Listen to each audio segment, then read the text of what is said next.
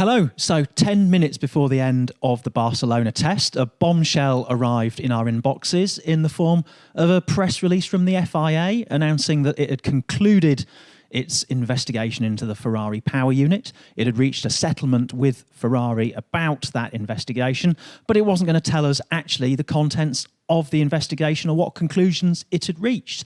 I'm Stuart Codling, and with me to discuss this peculiar bleak communication is Luke Smith and Jake-Boxall Legge. So I suppose we'd better rewind to a bit of background about this. Luke, what do we know about the allegations surrounding Ferrari over the past year or so?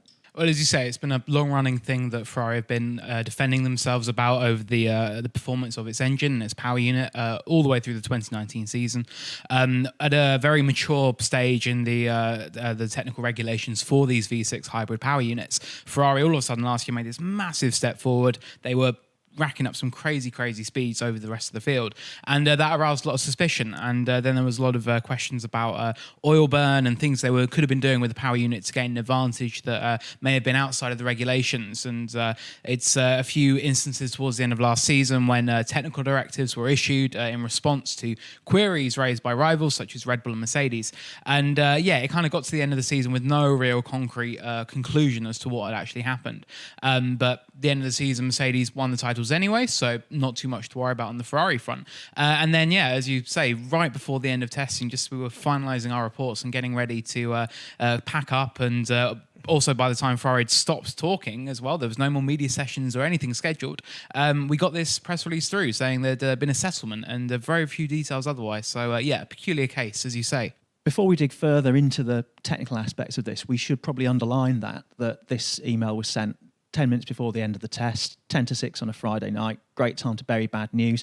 No one from the FIA out and about to actually explain or even confront the many angry people wanting to know what was going on. And certainly this has gone down very badly on social media, hasn't it? It has, because ultimately fans want an answer, and we want an answer. That's our job. We want to get to know the truth about what's happened. But the fact that this release was sent out and saying, there'd be no more details, it's all kept confidential, and then you have no way to ask the people involved. Mattia Binotto, Ferrari's team principal, did a press session, I think about 2:00 today. So I think they would have known about this settlement and known what was coming well in advance. But to then leave it till basically Australia until we next get the chance to sit down with the people involved, and even Ferrari's rivals, Mercedes, Red Bull, they will want to say what they think about this, because I'm sure they're rather angry about it, but we've got no way of knowing. So interesting timing by the FIA, I must say.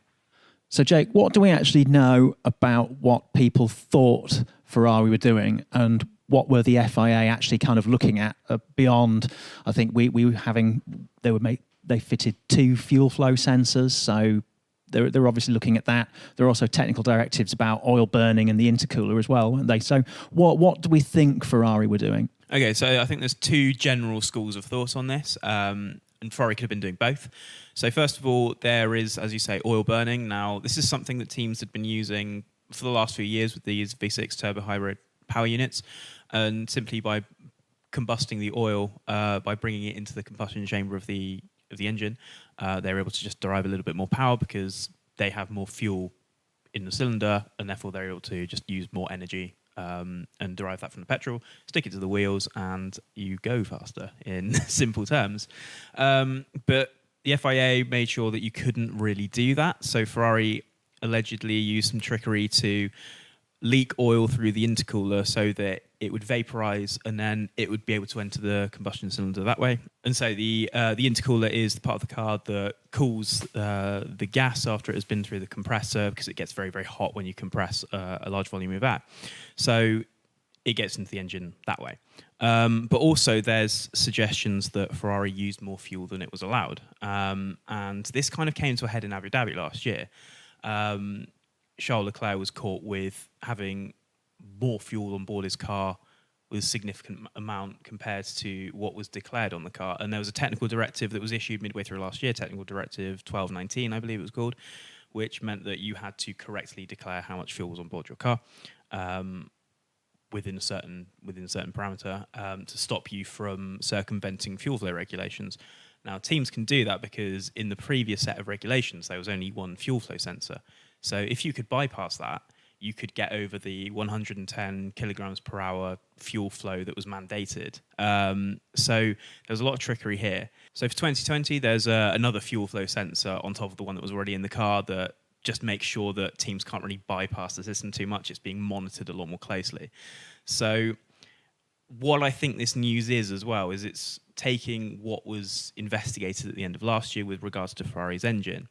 And the FIA said, look, what you're doing is illegal.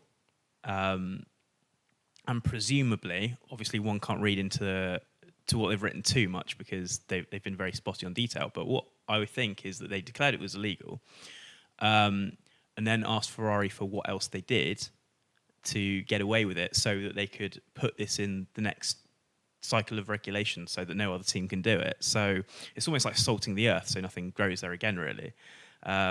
So I think Ferrari and the FIA have sort of together had to box clever a little bit just to stop other teams doing it and stop people circumventing very hazy powertrain regulations so much. The fuel flow, or the business of measuring the fuel flow, has been a contentious issue ever since the first Grand Prix in the hybrid regulations, simply because it's not a very exact science, is it? It's what you're basically firing light, you're measuring light being refracted through the fuel as it's being pumped. So is it that adds that level of inexactness that teams are able to exploit? I think so. I think there's always going to be a little bit of a discrepancy between the measurements on board the car.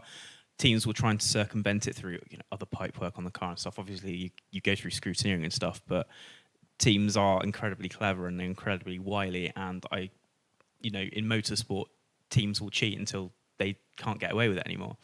So I think there's a number of things like that. But I remember at the start of the turbo hybrid era, teams were struggling to sort of match the 100 kilogram per hour measurement that was mandated. But now the engines are so efficient, sort of one wonders why you need to do that. But then again, if you can burn more fuel than you're allowed, then it's quite simply you have more power available to you throughout the duration of a race. So, Luke, what can we actually read into the substance of the communication we received tonight? Is it kind of like the equivalent of a plea bargain you might enter into court to have a reduced sentence? Are they just trying to close the book, these two parties, on this? Yeah, it comes across, I think, very much in that way. And I think with, as Jake was saying about the Leclerc incident in Abu Dhabi as well, I think it was a €50,000 fine in the end. And that was seen very much as a slap on the wrist for the team. And it's been a long running thing, as you say. But I think at the end of the day, Ferrari, they're running out of options basically as to what they can get away with and what they've been able to do. So I think the FIA probably says to them, look, it's time to make this plea bargain and say, look, we can cut a deal here and have got something agreed, which I think both parties seem content with. But I think the concerns are about the ramifications for the rest of the field. And ultimately, you've got to think that had Ferrari last year, had they won the championship or something like that, would there then be bigger issues to come in terms of contesting it? Ultimately, that wasn't the case because Mercedes won both titles again. But yeah, I think there is. It's just a concerning precedent, I think, for other teams. They may wonder what this could lead to in the future as well, whether there's a similar incident. I think it's fair to say that the FIA and Ferrari might think that they've killed this one or nipped it in the bud. I think it's going to run and run. I think we've got 9 other teams out there who definitely won't let this go. And it means that ultimately we didn't get to talk to them tonight, but we've now got 2 weeks until Melbourne when, there's going to be a lot of chatter in that paddock. And it's interesting that at the start of a new season, a lot of excitement, but we've still now got this big elephant in the room from last year that will be really fascinating, I think, to figure out. And don't forget to let us know what you think. Nothing too abusive, please.